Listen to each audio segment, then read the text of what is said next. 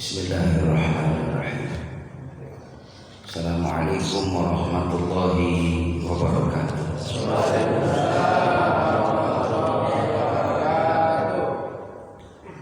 Bismillahirrahmanirrahim. Bismillahirrahmanirrahim. Bismillahirrahmanirrahim. Bismillahilladzi la yadurru ma'asmihi syai'un fil ardi wa la fis sama' wa huwas sami'ul 'alim. Alhamdulillah antal ahadis samad alladzi lam yalid wa lam yulad wa lam yakul lahu kufuwan ahad. Asyhadu an la ilaha illallah wa asyhadu anna Muhammadan abduhu wa rasuluh. Allahumma shalli wa sallim ala sayyidina Muhammad wa ala alihi wa sahbihi ajma'in. Qala Allah ta'ala fi kitabil karim. Bismillahirrahmanirrahim. Subhanalladzi asra bi'abdihi laylan minal masjidil haram ilal masjidil aqsa alladzi barakna hawlahu linuriyahu min ayatina innahu huwas-sami'ul basir. Wa qala an-nabi sallallahu alaihi wasallam inna rajaba syahrullah wa sya'bana syahri wa ramadhana syahri ummati. Sadaqallah sadaqa rasulillah sallallahu alaihi wasallam. Allahumma barik lana fi Rajab wa Sya'ban wa balighna Ramadan bi rahmatika ya arhamar rahimin walhamdulillahi rabbil alamin. Ketua DKM beserta pengurus Masjid Al-Hikmah yang insyaallah dirahmati oleh Allah, para satir, para hujaj, para orang tua yang hadir sama-sama dimuliakan oleh Allah. Tentunya kita selalu memanjatkan puji syukur kepada Allah Subhanahu wa taala karena Allah masih mengizinkan kita bisa melaksanakan ibadah berjamaah salat maghrib di Masjid Al-Hikmah ini, walaupun kondisi saat tadi menjelang maghrib hujan begitu besar. Ya, itu ada doanya kalau kita dalam perjalanan atau ada tujuan supaya dinyamankan dalam perjalanannya. Allahumma hawarana wa la alaina. Ya Allah, hujan yang saat ini turun ya, yang gede sebelah sono. Nah, saya lewat agak mendingan. Itu saya ngamalin tuh, alhamdulillah. Jadi ya nggak begitu basah banget gitu ya, alhamdulillah gitu. Mantel basah, mantel basah, bawa mantel. Yang penting kan kita udah ngikutin sunnah. Hujan turun, baca doa Allahumma sayyiban nafi'an. Ya Allah, mudah-mudahan hujan yang turun ini bawa manfaat. Begitu, jangan hujan turun yes gitu, jangan. Ada doanya Allahumma sayyiban nafi'an begitu. Ya, kalau mungkin ada orang yang dia ngalamin sakit, udah berobat kemana-mana, belum ketemu obat, Bapak silakan ambil air, ya, ambil gelas yang kosong, langsung tuh tadain air hujan yang tidak ada atap, yang tidak ada halangan ya di latar kita tuh, di teras kita, langsung lalu diminum. Ini steril, air hujan tuh steril, gak ada bakteri ya. Itu ada tuntunannya seperti itu, lalu diminum. Kalau nggak ketemu obat, tapi jangan coba-coba orang yang flu. Kalau flu ya minum obat yang lain lah syariatnya. Ini ceritanya orang udah usaha berobat nggak ketemu obat, maka air hujan itu jadi obat. Sama halnya kalau ada ya orang yang rumah tangga udah lama nggak dikasih keturunan. Nah, kalau hujan turun itu mereka dengan menutup aurat berdua hujan-hujanan. Iya, hujan-hujanan. Jadi dalam Al-Quran begitu ya, sesungguhnya ya apapun yang hidup di muka bumi ini asalnya dari air. Dari air, maka air hujan itu yang langsung dari langit itu menjadi obat. Jadi obat. Yang penting mintanya ke Allah. Begitu, yang penting mintanya ke Allah. Jadi jamaah yang dimuliakan Allah Subhanahu wa taala, dan itu merupakan ayat Allah. Hujan itu ayat Allah. Ya.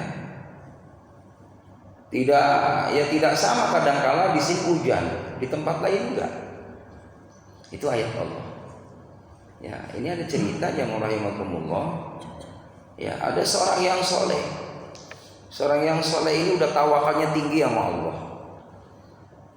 ketika dia ngurusin sawah, ketika ngurusin sawah, orang-orang pada sibuk nih Pak, nyari air gitu kan.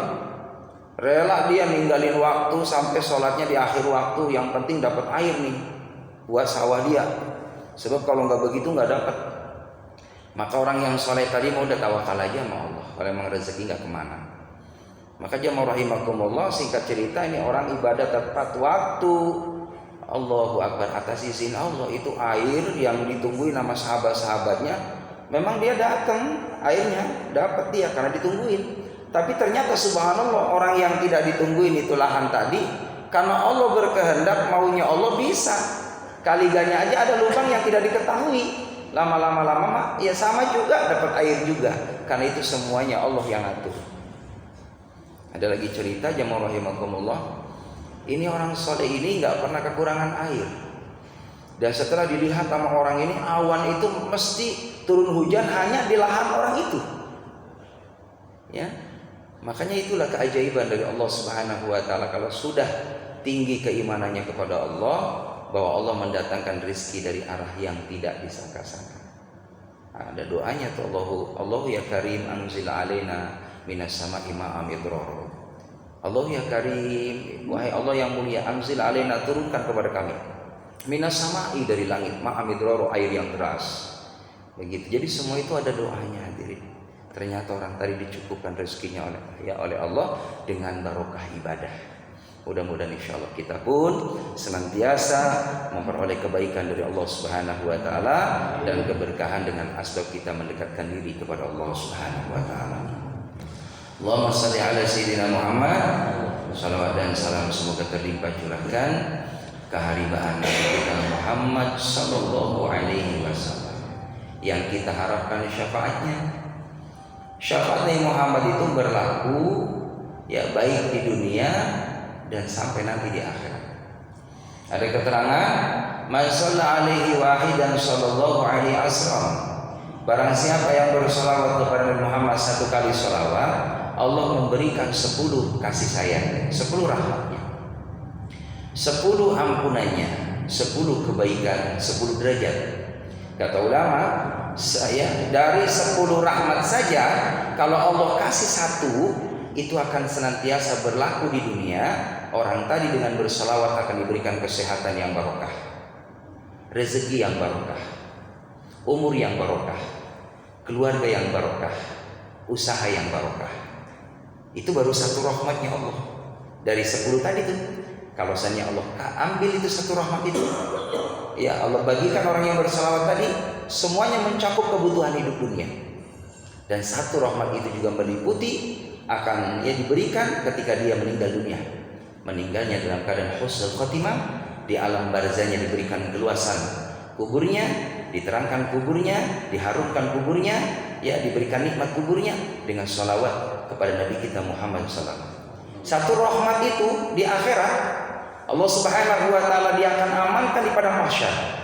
Allah akan amankan dia ketika dihisab oleh Allah, meniti di atas shiratal mustaqim dan dengan salawat itu Allah Subhanahu Wa Taala memberikan kepadanya kunci mudah membuka pintu surganya Allah Subhanahu. Al jannatu wa na'imuha sa'dun lima yusalli wa yusallim wa yubarik alaihi. Jamaah yang dimuliakan oleh Allah Subhanahu Wa Taala, tidak terasa kita ini sudah tanggal 27 ya, malam ke-28 Rajab. Berarti 2 hari lagi habis Pak Rajab. Ya, tinggal masuk bulan Sya'ban. Ya, habis Sya'ban Ramadan. Udah pada punya baju baru semua. Kadang orang lebih memperhatikan mikirin baju baru buat lebaran ketimbang mikirin amalnya biar kita ini terus fresh. Ya kan? Mestinya kita berpikir seperti itu. Ya, masalah perhiasan nomor sekian lah. Masalah sandangan nomor sekian. Yang penting bagaimana terus kita perhatikan rohaniah kita ini agar stabil keimanannya kepada Allah Subhanahu Wa Taala. Tidak ada cara kecuali kita terus menjaga sunnah-sunnah Nabi Muhammad, amalan-amalan Nabi Muhammad Sallallahu Alaihi Wasallam. Jadi ya dalam satu riwayat itu, kalau kita sudah dipilih oleh Allah Subhanahu Wa Taala, maka Allah akan memberikan taufik kepadanya ya bil amali shalih qabla al maut. Jadi akan diberikan kemampuan melakukan amal yang baik, amal soleh sebelum wafat. Sergap ibadah, sergap taat sama Allah. Jadi menanti amal-amal soleh. Udah baca Quran, ngarepin lagi kapan ada waktu saya mau baca Quran. Ada waktu lagi habis zikir, kapan lagi saya istighfar lagi ya? Kapan lagi saya sholawat lagi? Kapan lagi saya tasbih, tahmid, tahlil? Terus hatinya ini inginnya zikir. Hatinya ingin tilawah Quran, hatinya ingin hadir di majelis-majelis ilmu, hatinya ingin menunggu kapan datang waktu sholat berjamaah. Maka orang yang menanti datangnya ibadah, menunggu saatnya mau ibadah, itu tanda orang akan mendapatkan husnul khatimah. Amin ya rabbal alamin. Jamaah yang dimuliakan oleh Allah Subhanahu wa taala, peristiwa tentang Isra Mi'raj Nabi Muhammad sallallahu alaihi wasallam ini adalah peristiwa yang sangat agung dan termasuk mukjizat Nabi Muhammad yang terbesar setelah Al-Qur'an adalah Isra Mi'raj. Jadi mukjizat Nabi Muhammad itu Al-Qur'an. Ini Al-Qur'an mulia.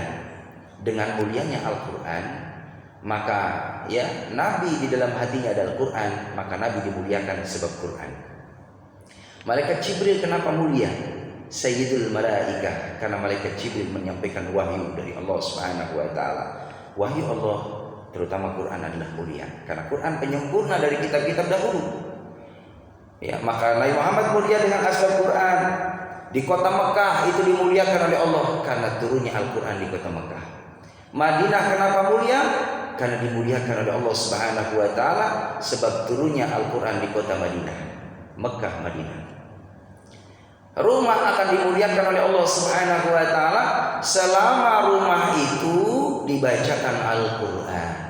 Dalam kitab Tibyan, ya, Syekh Imam Nawawi beliau menyampaikan, man lam yaqra'ul Qur'an, barang siapa yang enggak membaca Al-Qur'an, yauman, sehari di dalam rumahnya enggak pernah dibacain Qur'an, berarti rumahnya itu orang-orang yang tariku sholat. Kalau orang yang mengerjakan sholat mesti dibaca Qur'annya, walaupun Al-Fatihah dan Al-Ikhlas dalam sholat. Kalau ada rumah, semua isi rumahnya enggak dibaca Qur'an, maka dia terputus berkahnya dari Allah. Nauzubillah min dzalik. Jangan sampai jemaah rahimakumullah kita enggak dapat berkah dari Allah, ya. Kita ini butuh berkah dari Allah. Butuh yang namanya kebaikan dari Allah, dan kebaikan itu menghantarkan kita untuk mengenal Allah. Semakin dekat dengan Allah, semakin kita terus asik melakukan amalan-amalan yang disukai oleh Allah. Itulah barokah. Makanya rumah yang diberikan berkah adalah rumah yang selalu dihidupkan dengan Al-Quran. Kalau ayahnya rajin baca Quran, bundanya rajin baca Quran, maka insya Allah calon benih yang ada dalam rahim bundanya akan senantiasa mengikuti kebiasaan orang tuanya. Makanya ya dalam satu cerita itu bagaimana Imam Syafi'i, beliau ya kan hafal Quran usia 7 tahun. Termasuk ya Syekh Abdul Qadir Jilani, beliau juga hafal Quran 6 tahun. Ya. Imam Ghazali sama Pak, masih kecil-kecil pada hafal Quran. Beliau kan apa? Ayah bundanya adalah gemar membaca Quran dan hafal Quran. Dan Imam Ghazali, terus juga Syekh Abdul Qadir Jilani, beliau itu anak yatim. Kisahnya sama seperti Nabi Muhammad. Orang-orang soleh itu Masya Allah dulu diuji sama Allah tuh dari kecil gak jumpa sama orang tuanya. Jadi makanya ya ada cerita anak yatim diangkat derajatnya sama Allah, karena memang itulah dengan kesabaran anak yatim itu sehingga ya anak tadi akan disenangkan oleh Allah Subhanahu wa taala. Nah, kita pun juga sama hadirin, kalau kita punya tetangga, punya keponakan anak yatim, lalu kita mampu untuk membesarkan mereka, membiayakan mereka, jangan pernah sungkan. Jangan pernah kita berat. Ya, untuk meringankan beban anak-anak yatim tadi, mungkin bisa jadi dari kita menyenangkan, memuliakan anak yatim tadi, rezekinya dibuka sama Allah Subhanahu wa taala. Kan tidak sedikit tuh ada cerita Pak. Karena memang dia membesarkan anak yatimnya jadi orang sukses. Allahu Akbar. Yang namanya kebaikan itu selalu diingat Pak. Dia dijadikan ayah angkat. Ternyata alhamdulillah ini anak yatim punya derajat, punya karir yang begitu baik, berprestasi yang begitu gemilang, luar biasa. Sampai punya kedudukan, punya jabatan. Maka alhamdulillah itu ayah angkatnya tadi dibikinkan rumah oleh anak yatim tadi yang dulu kecil dibesarkan, dihaji dan diumrohkan sama anak yatim tadi. Bagi Allah mudah seperti itu. Kan orang yang nanam akan memetik hasilnya. Apalagi memang itu keluarga dekat kita. Ya kalau kita bersedekah itu jamaah rahimakumullah, jangan kita melihat orang yang jauh dulu. Terutama ayah bunda kita tuh, sedekah. Dinilai sedekah itu, perhatikan ayah bunda kita, mertua kita. Ya, lalu juga orang yang dekat dengan kita, masih keluarga kita, kakak adik kita, paman, bibi kita, keponakan-keponakan kita, itu dinilai sedekah yang besar di mata Allah Subhanahu wa taala. Nah, ini mengenai tentang sedekah, infak, zakat, ya, itu beda-beda pengertiannya. Wakaf ya. Begitu. Jadi kalau sedekah itu ya, itu maknanya artinya bisa dengan mal, ya, bisa dengan af'al, bisa dengan lisan. Ya, dengan zikir itu dinilai sedekah. Subhanallah, subhanallah, itu zikir sedekah. Ya. Terus lagi doa yang baik itu dinilai sedekah. Perbuatan kita menyingkirkan duri, menyingkirkan ya benda-benda yang akan mengganggu orang lain demi kenyamanan mereka, dinilai sedekah. Begitu. Ya, jadi sedekah itu ya artinya bukan hanya sekedar materi, tapi juga amaliyah. Ya, termasuk ya baca Quran, dinilai sedekah, ya. Senyum sedekah. Jadi kalau bapak nggak punya duit, tak otak lewat, gitu aja. Sedekah itu. Cuma nanti jangan kebiasaan begitu, tadi diciriin gitu ya. Pasti dia senyum doang, lewat kotak senyum dia. Gitu. Jadi sedekah itu ya luas maknanya. Ya. Jamaah rahimakumullah, kalau infak itu mencakup materi, ya kayak ya pembangunan masjid, barang-barang material itu infak. Begitu. Jadi nitip semen, pasir, itu infak. Ya, kalau zakat ada zakat mal, ada zakat fitrah. Ya, ada zakat tijarah, ya, ada zakat profesi, ada zakat ternak, ya, lebih luas. Nah, kalau wakaf jemaah rahimakumullah, wakaf itu bisa berbentuk ya barang. Ya. Bisa seperti apa namanya? Tanah. Dan wakaf itu ada syaratnya. Yang pertama, orang yang wakif, ada orang yang diwakafin dan harus ada ijab qabul. Nah, ada syarat-syaratnya. Di antaranya boleh ya benda yang boleh diwakafkan itu adalah tanah tadi, termasuk sarana-sarana sosial. Kita punya madrasah nih gitu kan. Ya saya bangun habis sekian miliar, saya niatkan ya Allah saya wakafkan madrasah. Saya wakafkan pesantren, saya wakafkan musola. Ya, termasuk Bapak punya mobil 3. Ya kan? Kasih ke masjid buat ya alat transportasi menjemput Ustaz. Nah, kalau hujan nih Ustaz Amin, enggak usah naik motor Ustaz.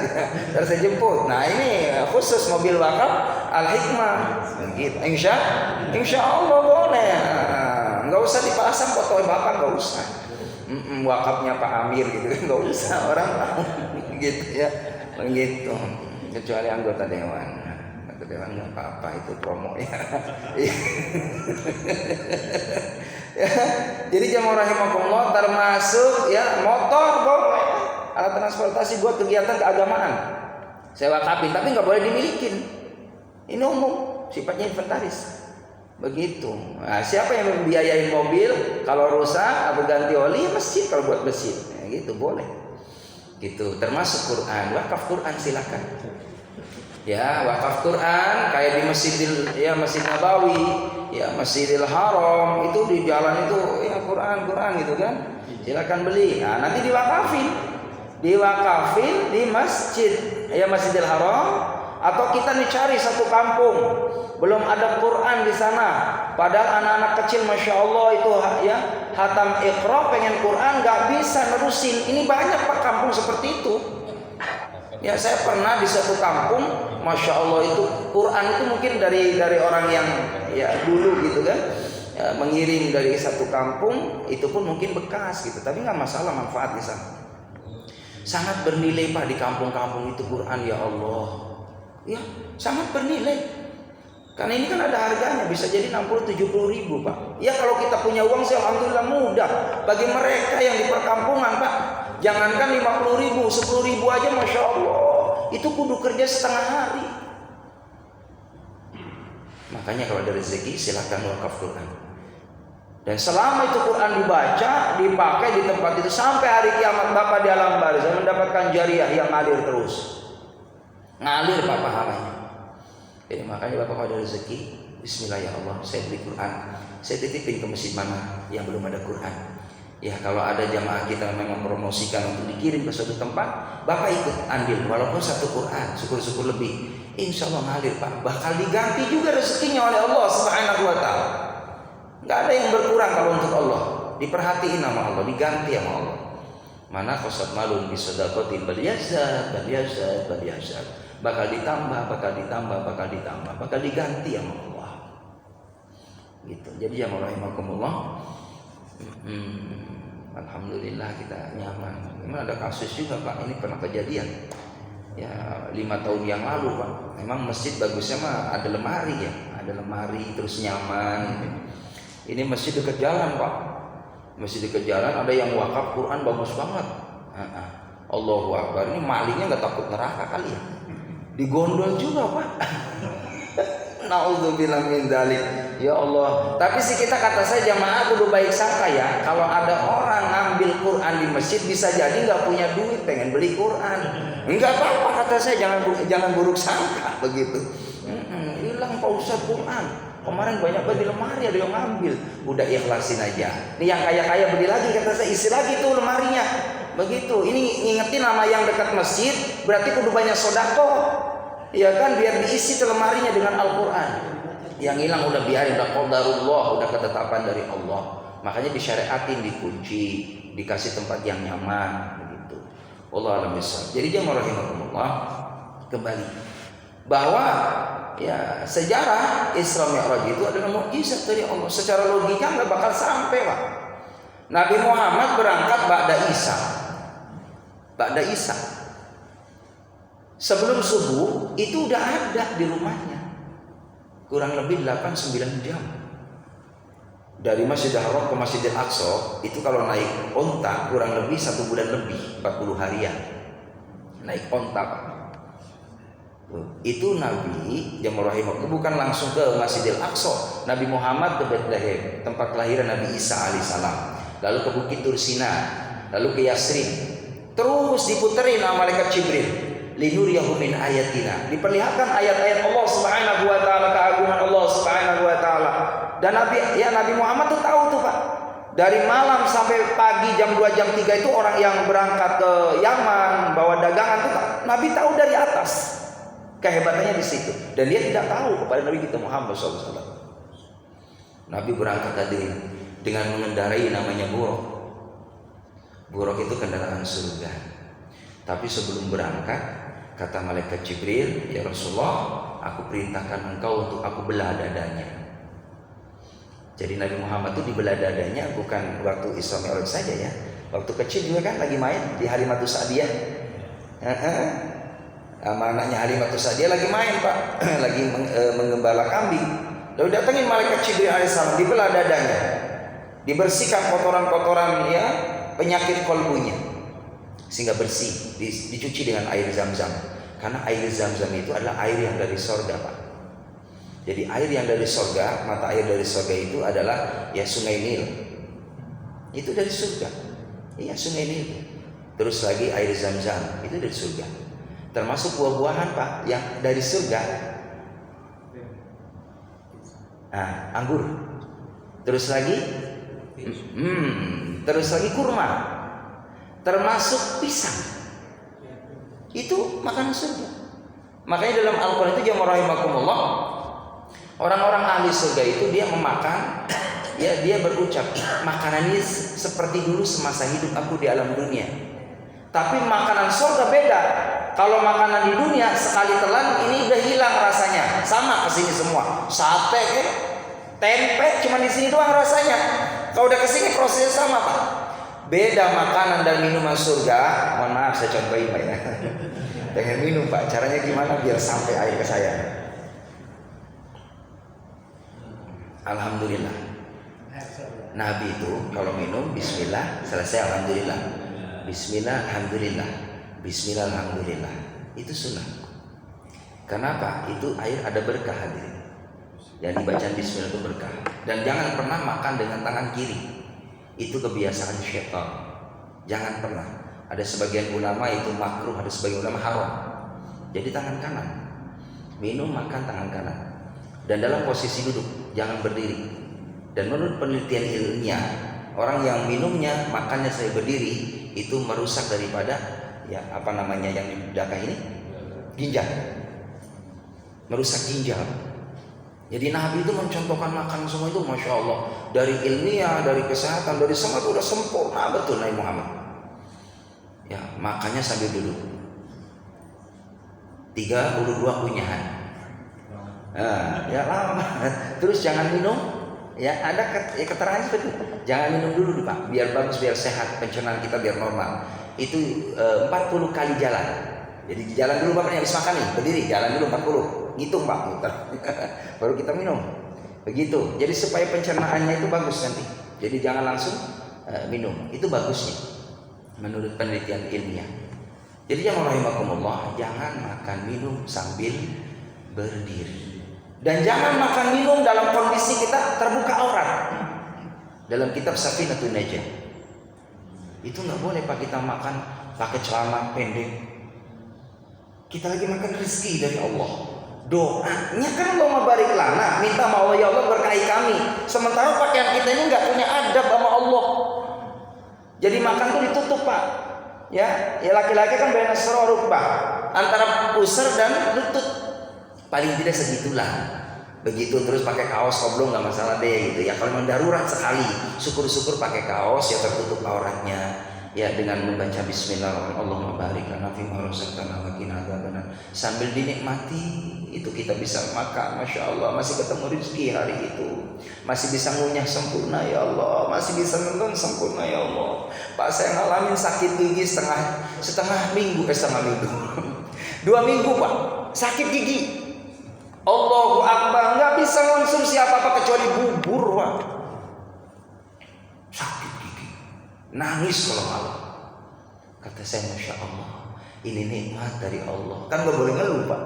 Iya, alhamdulillah, cuma setengah bulan doang. Nikmatnya sehatnya kan bertahun-tahun Pak. Lah dikeluhin juga tetap aja nggak bakal hilang.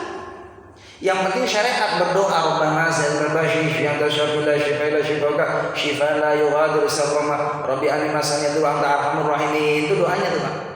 Jadi nggak begitu sakit banget sama syariat. Syariatnya apa? Ambil es, diademin, kumur-kumur garam, itu syariat.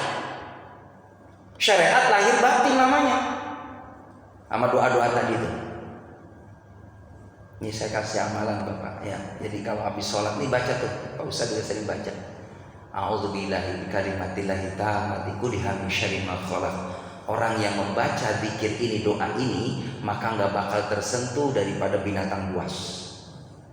Rumah kita bakal dijaga sama Allah. A'udzubillahi bikalimatillahi tammati kulliha min syarri ma khalaq. Dengan menyebut nama Allah, dengan berzikir kepada Allah, maka kita akan dijauhkan daripada kejelekan makhluk Allah Subhanahu wa taala. Ini ada asbab urutnya. Ada seorang sahabat. Ini sahabat baca doa ini nih sebelum sholat berjamaah. Giliran mau sholat, ada hambar Pak sekitar 300 meter. Itu di tetangga rumah situ lagi ada kebakaran. Dia bilang, aku sudah titip sama Allah dengan membaca a'udzubillahi bikalimatillahi tammati kulliha min syarri ma khalaq. Atas izin Allah Pak, itu api tidak sampai ke tempat itu dengan kuasa Allah. Jadi itulah namanya doa itu penting Pak. Namanya doa. Sudah pernah saya sampaikan. Orang yang keluar rumah bismillahilladzi la yadurru ma'asmi syai'un fil ardi wala fis sama wa huwa salim, orang yang membaca zikir tadi di kendaraan dia akan dijaga sama Allah. Di kendaraan dia tidak akan mudah berbuat maksiat. Di kendaraan dia selama perjalanannya dinilai kebaikan di mata Allah Subhanahu wa taala. Itu keistimewaannya doa itu, subhanallah, luar biasa. Makanya kalau kita dapat doa-doa itu, amalkan dalam kehidupan kita sehari-hari. Jamaah ini dimuliakan Allah. Maka akhirnya Nabi Muhammad sebelum berangkat Isra Mi'raj dibelah dadanya oleh malaikat Jibril alaihissalam, dibersihkan. Lalu sudah rapi kembali. Lalu berangkat dengan kendaraan yang namanya buraq.